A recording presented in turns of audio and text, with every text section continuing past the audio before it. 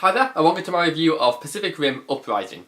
So Pacific Rim Uprising is a sequel to Pacific Rim, which is one of the kind of top tier Hollywood action blockbusters of the last few years. Pacific Rim was directed by Guillermo del Toro, who is a wonderful director known for his inventive worlds. And Uprising is a sequel only produced by del Toro. It's written and directed by Stephen S. DeKnight, who worked on Marvel's Daredevil and also worked on Buffy the Vampire Slayer. So he's someone who has experience in good television. This is his first sort of film, and I have to say, overall, this film is a complete mess, but I genuinely did enjoy it. So the thing I like about Uprising is that it attempts to keep the things that made the original good.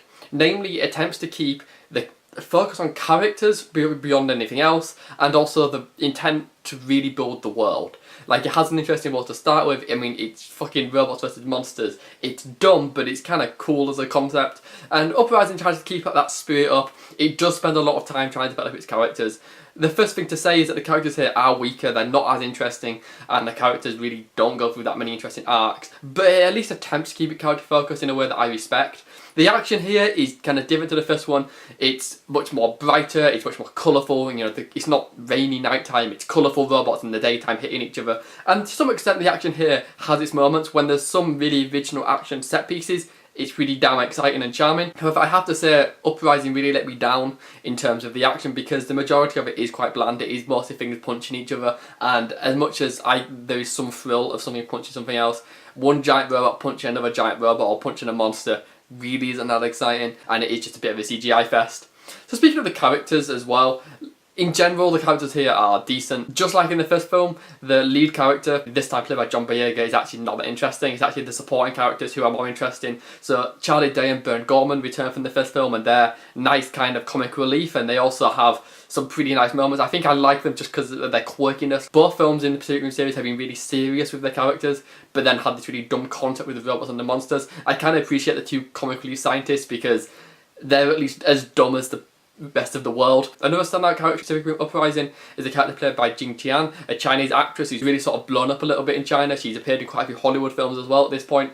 And I also really like the reappearance of Ringo Kikuchi from the first film, who gave a really great performance in the first film, but is unfortunately kind of sidelined a little here, don't have much screen time. I really wish we'd seen more of her character in this film. But nonetheless, overall the characters here are okay. Pacific Rim Uprising also has kind of a decent attempt to kind of keep it in itself interesting. It's something that is obviously soulless and obviously studio mandated and obviously very much pandering to Chinese audiences, but it's not that bad. Like, as much as it panders to, for example, the Chinese audience, it at least roots its story in Asian culture and influence and settings and characters, as much as it really is obviously Mirai Studio that wants pop tunes in certain moments and wants big action set pieces. It does at least try to keep the action as much character orientated as it can. So whilst it is clearly soulless and clearly made for a quick buck, it is also kind of a movie that has some heart to it, and I think the movie is genuinely a lot smarter than most Hollywood blockbusters. It is obviously really dumb in premise and in story, and the plot is a mess, and it's really, but in general, when I say it's smart, what I mean is that, like,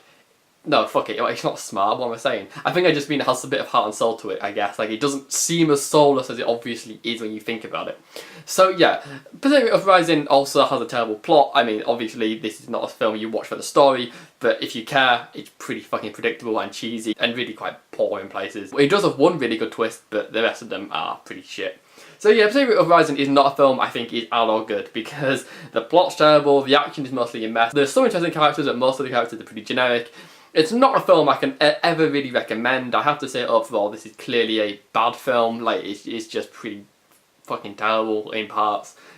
But if you really want a monster versus robot film, this is perhaps the film for you. It is pretty fun from beginning to end, and I certainly enjoyed it, even if as soon as I thought about it, I was like, no, this is pretty fucking bad. So once you get over the speed bumps that the film throws at you, and there's quite a few speed bumps of terribleness that come your way throughout this runtime, it's pretty fun if poorly made. So that's what I think of Pacific Rim Uprising. Have you seen this film? I'd love to hear your thoughts, so leave me a comment, and if you like this video, please give it a like. If you want to subscribe, you can, because I review films all the time. And you can follow me on Letterboxd or Twitter, links in the description. So thank you for watching, and Pacific Rim Uprising, it's a bad film.